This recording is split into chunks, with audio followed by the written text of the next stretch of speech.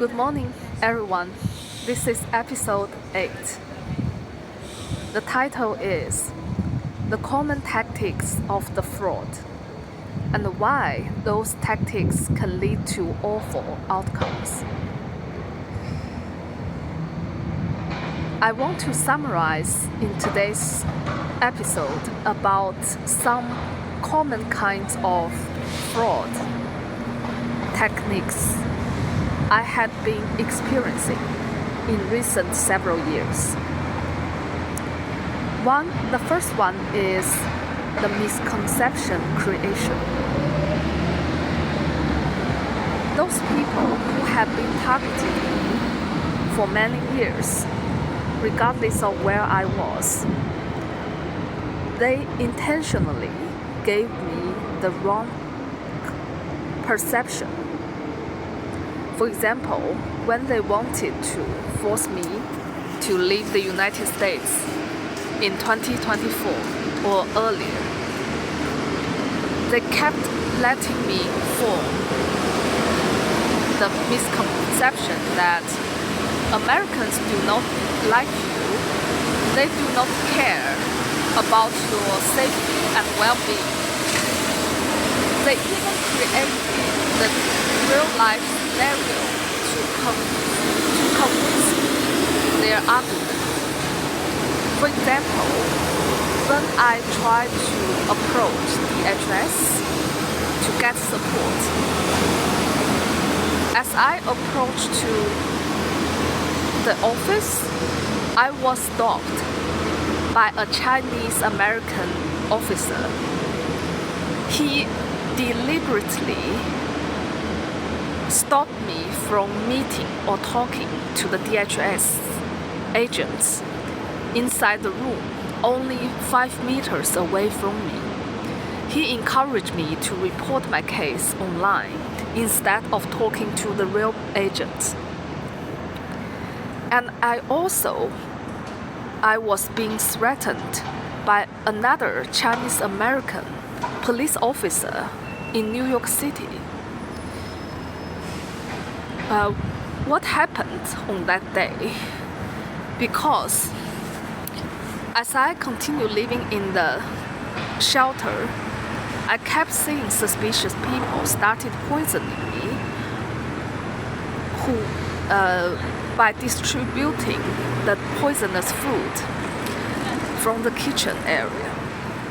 And I also saw suspicious people who looked like Chinese spies who worked as a staff member in the shelter I was living. All this situation was quite concerning, so I wanted to report to the nearest police station, even just for the data recording purpose. Unfortunately, as I just started talking about my issue, that Chinese American officer deliberately stopped me and threatened that he will dispatch an ambulance and force me to take mental treatment. I felt it's extremely offensive and disgusting because he did not even have the patience to hear my whole description. I only started a sentence or two, then he abruptly stopped me and threatened to send me to mental hospital. So I immediately realized this situation and ran out of that police station as fast as I can. And after I left there, I kept seeing an ambulance which was chasing me for a long distance. Thank God, suddenly that ambulance gave up chasing me, so I escaped from that dangerous scenario. And at that moment, I told myself I might not be suitable to live in New York City or even in the United States. And they also used, and these two cases happened happened around the end of 2024. And those people who have been pursuing me and tried to force me to go back to China, they also use the false V2K to build a false recognition in my mind about the US, Americans, China, and myself. They wanted to create more suspicious inside of me about my environment and my life pursuit in doing research work. As those V2K effects keep building up, I gradually lost the confidence to continue staying in the United States. So this is the first technique they had used, the misconception creation. The second fraud technique they have been using to me is biochemical poisoning by food and drink poisoning. From November 2024 to January 2025, a group of people who were routinely stalk me wherever I went in the United States. I doubted those people might be neo-Nazis. So I traveled to 3 big cities in the United States before I left there, including New York, Washington DC, and Atlanta.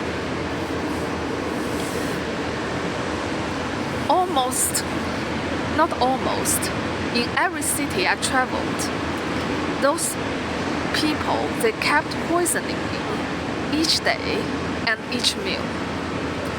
And it's quite alarming that they even sent people to work in the kitchen and distributed poisonous food and drink to me. I feel like this situation is quite concerning. And I feel if this keep going for a week or two, I could be murdered by this poisoning activity if I continue staying in the United States after January 2025. And the third techniques they have been using related to fraud is to create fake sympathy by using neo-Nazi actors to show fake compassion to my situation, such as they kept sending people, especially males, who look like white guys. They were deliberately cried extremely hard in front of me when they saw me enter the bus or the airport. It's quite weird because I did not know who they really are. But in several locations I visited, I kept seeing those suspicious men. They kept crying to me, even with their full eyes in red color. And when they saw me, they showed deep sympathy about me, which made me feel extremely difficult to understand why those people show the fake sympathy against me and what their intentions were. And they even use FBI agents' 3D printed masks to mock them and loitered around me to create fear and anxiety inside of me.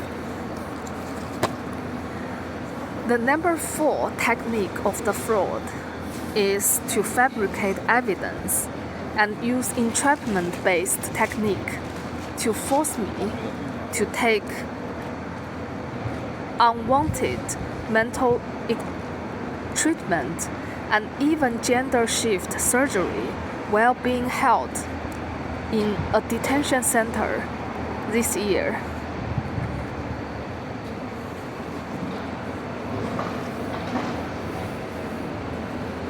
And one more concerning activity they did to me was to contact the former US President Joe Biden's team in 2024.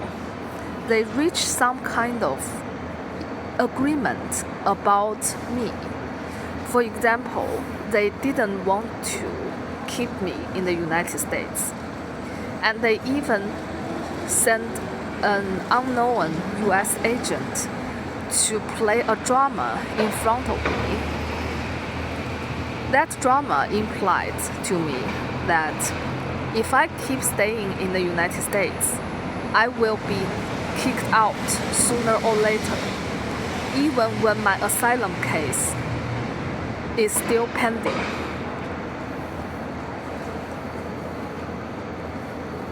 And this is the most important four tactics of fraud.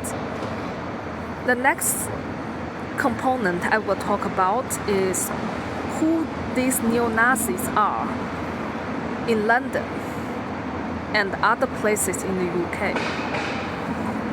Since yesterday, when I had some drink in a nearby restaurant in central London, I accidentally saw familiar faces who might be the nurses they might be the nurses who worked at the mental hospital they sent me to last year in London. At that time, I saw those nurses are almost black people and white people. But yesterday, all of a sudden, I saw them change to East Asian lookings. What happened? Why they removed their 3D printed masks at that time? So it's quite interesting to let me see their real faces. And they are East Asians who are almost Chinese or Mongolians, and some are even from Burma and Cambodia. These people have been long-term working on illegal organ harvesting business and biomedical research, such as gene therapy or DNA-related work. And they even might work on human trafficking. Their influence has been quite deep. They already extended their business from East Asia to EU and North America. When I was forced to live in a crisis house last year, they sent masked Chinese or Mongolian doctors to live next to my room. They kept using X-ray or CT to scan my body when I was inside the room. I even overheard their discussion one day. They said that my kidney is transplantable. So all this situation makes me feel like this group is quite dangerous. Why they kept pursuing me all over my life and even keep depriving my privacy and human rights? Are they desperately needing my organs for secret military studies? Why they need real organs instead of artificial organs? Or can they do simulation instead of organ harvesting? I have no answers. Did they carry out illegal biomedical experiments on their kidnapped children or infants? I had no idea. But I kept seeing those neo-Nazi group people. Some of them always had new children and infants sent to their side. And as time went by, Some of them were out of my sight. I don't know what happened to those people, those children and kids and infants who were suddenly disappeared off my sight. I hope they are safe, but I'm not sure. And also, why did this neo-Nazi group often deadly target the high IQ people in the academia in the United States, the UK, EU, India, and other nations in this world? Are those civilian elite